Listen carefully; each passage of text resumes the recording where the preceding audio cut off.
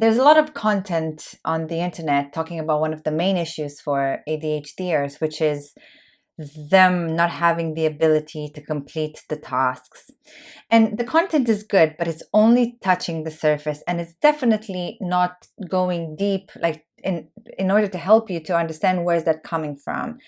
And the problem with that is that it's only telling you how to deal with the consequences rather than going to the root cause. And for example, with the incompleted tasks, yes, you can clear your desk and have everything away from your eyesight so you're not going to get distracted, but it doesn't answer the question, which is, why are you not completing that task? Why don't you have that interest? And I guess the best way that I can describe this is using an analogy from a book called Refuse to Choose. And it talks about a bumblebee. It talks about how a bumblebee moves on from flower to flower, and nobody's accusing that bumblebee for not being faithful to the flower. It's something normal. The bumblebee goes there to get the nectar, which is gonna, well, the pollen, which is gonna transform into nectar, and it's completely normal. This is exactly what's happening to you as well when you're not completing a task. You got the juice already from that task. Although you wanted to people please and you wanted to stay committed to that task, there's no juice left for you there. So your mind naturally wanders to go somewhere else. The moment that you understand what your juice is and use that as a lens when you make decisions, it's a game changer.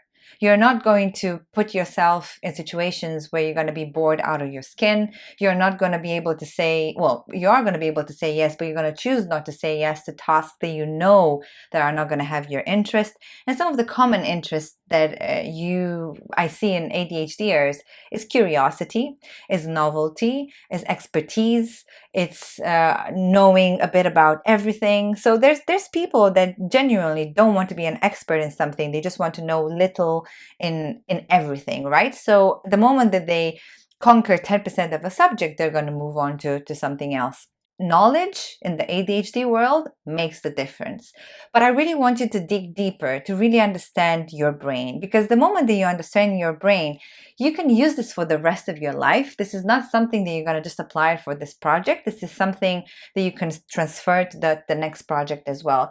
And hopefully my example with the incompletions made a point, right? So like there's so many strategies, but it's just scratching the surface. Like you really have to understand what is your juice in order to be able to prevent from doing that.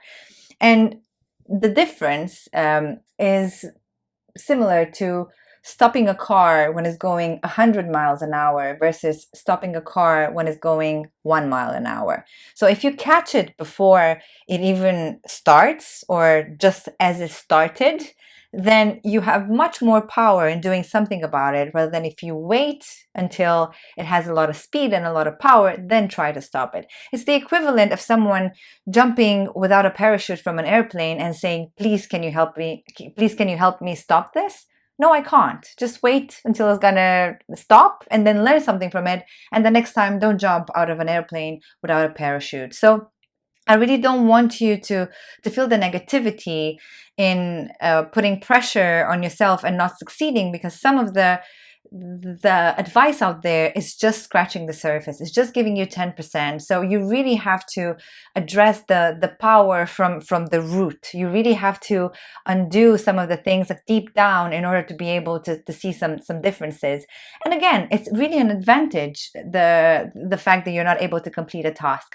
Why is that an advantage? I know it sounds really weird, but if you go deep down to this, it's about like you have a juice, you have the ability of getting something from a task and then moving on. There's so many people that are choosing to stay stuck in a task. It doesn't fit them anymore, and they continue to do that for the rest of their lives. You see people that are bored out of their skin, they're not enjoying their job, they're not enjoying their life, but they stick with it.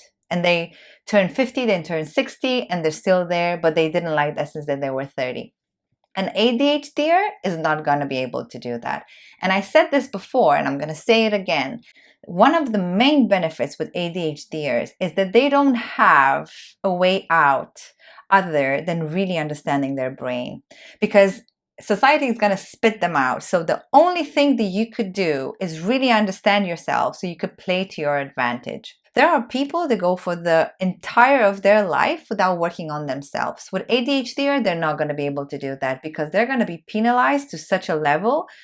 I don't want to give you the stats about jails and anything like that, but just trust me on this one. ADHDers, once they understand how their brain works, they can astonish the people around them and they can astonish themselves. But you have to do the work.